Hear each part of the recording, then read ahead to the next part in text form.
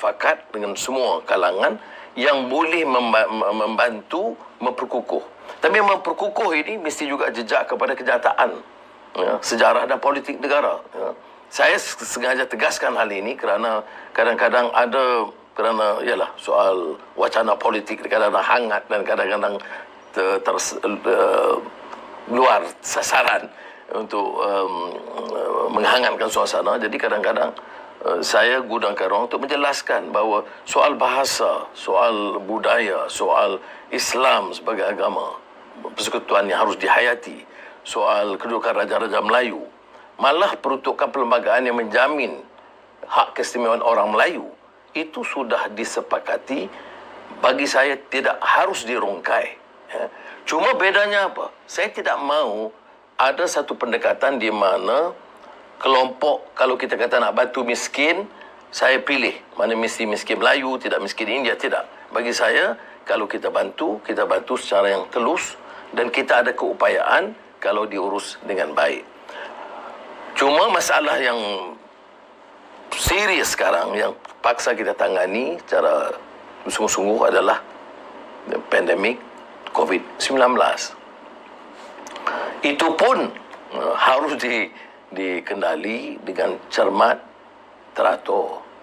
Kita ada kepakaran. Saudara di MPN lebih tahu, umpamanya kepakaran itu ada di Kementerian Kesihatan, kepakaran itu ada di universiti-universiti, dengan berbagai akademi, termasuk akademi perubatan, akademi medicine dan lain-lain lah, profesor di universiti, di fakulti perubatan dan lain-lain. Saya rasa sesuai dimanfaatkan kehadiran kepakaran mereka untuk membincang dan sepakati langkah-langkah harus diambil. Kalau tidak, keputusan-keputusan itu macam buka sekolah lah. Hari ini buka, 2 hari kemudian tutup. Sudahlah orang susah, dia nak kena menemani ke sekolah dengan kos bertambah. Kerana apa? Kerana tidak diteliti, dirancang dengan sikap yang lebih berhati-hati dan mengambil kira pandangan semua pihak. Tentunya kalau Allah tuju, saya punya pandangan yang agak kuat tentang identiti rakyat dan negara, soal tahap pemikiran, soal budaya masyarakat, dan soal Islam yang kita anggap lebih terbuka, yang boleh jadikan landasan dalam kehidupan. Tetapi saya rasa untuk mukadimah, lebih baik saya berhenti di sini dulu, supaya beri ruang Dr. Asri dan rakan-rakan membangkitkan beberapa persoalan. Dan kalau yang susah-susah tu saya minta pengurusi tolong jawab. Terima kasih atas ucapan utama tadi. Sekarang ke bahagian kedua. Datuk Seri, kalau kita lihat perjalanan yang Datuk Seri lalui setakat ini lah, kita akan dapat rasakan sejarah yang akan merakam Datuk Seri sebagai seorang yang mengabadikan hidupnya dalam perjuangan. Pejuang mahasiswa, pejuang Islam, pejuang Asia Renaissance, pejuang masyarakat Madani, pejuang reformasi, senarainya panjang. Ramai di luar sana ingin mengetahui Datuk Seri, sebenarnya apa motivasi Datuk Seri, termasuklah tenaga atau motivasi Datuk Seri dia sebut-sebut sebagai untuk menjadi Perdana Menteri, Datuk Seri. Silakan. Ya, setengah orang dia menjuruskan kepada Perdana Menteri itu kemudian babak akhir. Kita berjuang itu kerana keyakinan. Itu mesti disebut dictate of conscience. Saya dilatih, dibesarkan di kampung, di Corotokun. Ibu bapa saya memang masa itu semua pemimpin politik UMNO. Tetapi pada masa itu saya lihat UMNO itu dia gegas di kawasan desa. Dia sangat prihatin tentang nasib orang Melayu yang susah. Jadi itu mempengaruhi saya dan saya bernasib baik kerana mendapat didikan awal di sekolah rendah Melayu, kemudian ke Kolej Melayu. Dan Kolej Melayu itu terdedah dengan beberapa guru-guru yang telah menunjukkan komitmen mereka, iltizam yang cukup kuat untuk mengangkat martabat bangsa dan memaksa saya membaca buku-buku yang saya fikir sangat suka masa saya tingkatan 6 terutamanya, ya.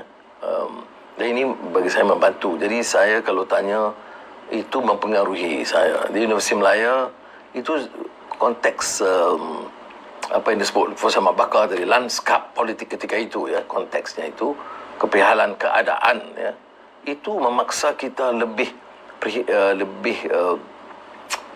terpanggil untuk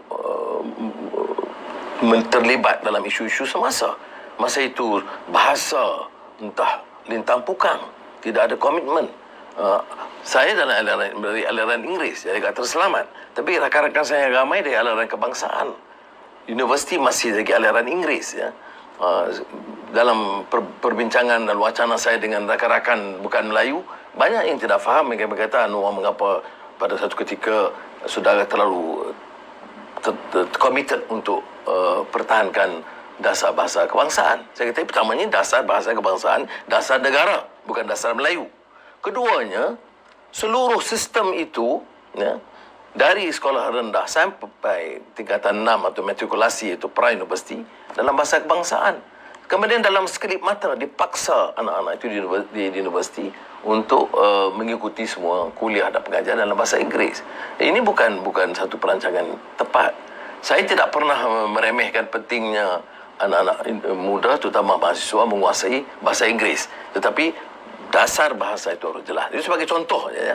Dan ini yang masa saya lebih terlibat dalam soal bahasa ketika itu dan pendidikan Melayu. Dan masa itu, kalau sudah ingat, tokoh-tokoh seperti Hasan Ibrahim, ya, Profesor Zani Abidin Wahid, Bakar Hamid, ya, itu profesor-profesor yang bukan saja tenaga pengajar tetapi senantiasa mendorong mahasiswa untuk mencintai arti perjuangan dan memahami derita rakyat.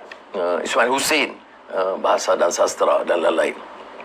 Engku Aziz tentunya dari segi ekonomi desa, dan saya sering menyebut pandangan Engku Aziz kerana dia banyak membantu menyedarkan rakyat tentang faktor masalah kemiskinan yang kadang-kadang tidak sangat dirongkai oleh elit politik atau ekonomi di bandar. Itu memaksa saya lebih memikirkan soal kemiskinan desa, kemiskinan rakyat, dan berpapulas dalam perjuangan itu. Tetapi saya juga lihat umpamanya penyelesaiannya apa. Ada yang pada ketika itu sama ada kapitalis atau kiri sosialis. Maka saya pilih untuk pertahankan identiti pada masa itu, kuat Melayunya dan juga Islam sebagai penyelesaian. Maka kita menimba ilmu dalam usrah dan pengajian dan mendekati gerakan-gerakan Islam dalam dan luar negara. Banyak juga ke Indonesia kerana mereka mengambil satu pendekatan yang lebih sederhana, lebih inklusif ketimbang gerakan Islam di dunia Arab. Dunia Arab itu agak lebih keras jalur pertembungan dan pembenturan idea dan juga kegerakan. Jadi itu yang menyebabkan saya kemudian mengungkapkan masyarakat madani, kerana masyarakat madani itu pemerkasaan rakyat, ya. Tapi juga bukan saja ekonomi, kerana masa itu obsesinya adalah kegairahannya itu seolah-olah mengangkat kedudukan ekonomi itu menyelesaikan semua. Tapi tidak. Jadi saya kata soal ideas, soal akhlak, soal etika, soal budaya, itu harus terangkum dalam pemikiran masyarakat madani. Main dalam politik sekarang ini, cerita ni cerita derita, Sri, bukan cerita yang menyenangkan, ya. Masuk keluar penjara, kena belasah setengah mati semua. Tetapi saya alhamdulillah kental kerana saya tahu, ya, kita hadapi satu sistem yang korup, yang sistemik. Rasuah itu bukan jadi dibicarakan dulu, ya, tetapi sampai sekarang itu sistemik. Kita nak buat perubahan menentang rasuah sesungguhnya itu akan berdepan dengan sistem yang tidak akan terima dan senang, ya. Jadi saya realistik untuk terima kenyataan itu.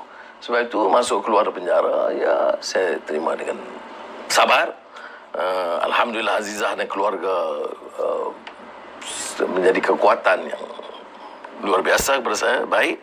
Dan kita sekarang sampai ke tahap di mana kita punya keupayaan setelah melihat kepada kelemahan dan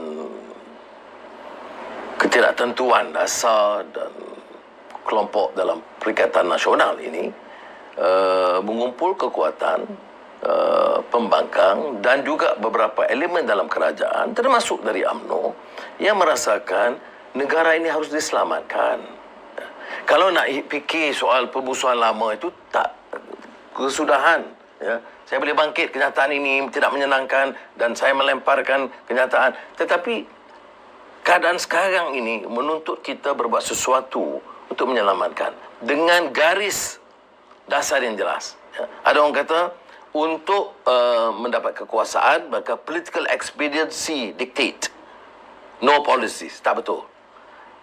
Untuk berlaku adil baik kepada pembangkang ataupun kalangan dalam kerajaan termasuk dalam UMNO, ya, dan lain-lain, ya, yang membincang dengan kita tidak terlepas dari prinsip-prinsip dasar, ya. Apakah negara harus demokratik, apakah dasar ekonomi harus adil, apakah masalah kemiskinan dan kesenjangan dapat dipulihkan dengan dasar yang lebih jelas, apakah kita harus terima kenyataan bahawa rasuah itu sudah sistemik dan memerlukan suatu kekuatan untuk meninggalkan amalan jijik ini dan melakar satu era baru bagi negara. Saya rasa jelas.